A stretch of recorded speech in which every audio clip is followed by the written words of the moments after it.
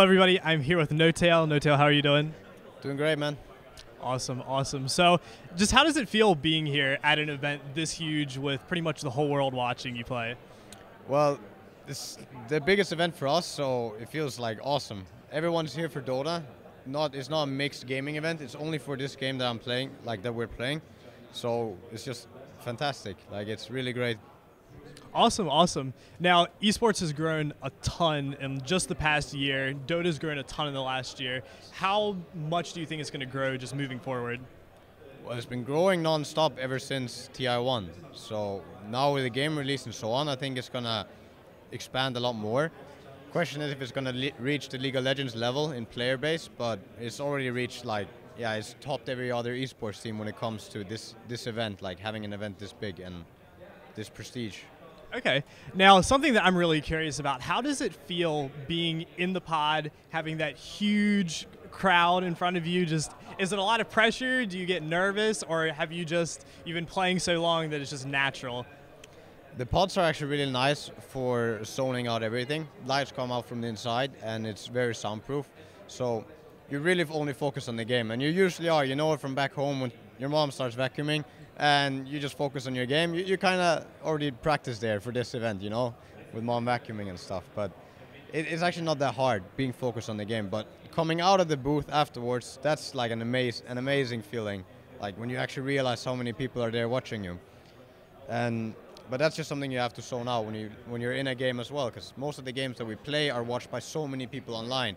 So if you keep thinking about, oh, damn, I made a mistake. Oh, God, 40K people saw that. Then, yeah, you're just going to keep making mistakes. So it's all about just staying in the game and staying focused. Now, I'm not sure if the Meepo pick was ever, that's probably the thing that's on everybody's mind whenever they see Fnatic. Is Meepo just completely out of this tournament? Or you don't have to reveal anything, but will our dreams possibly come true?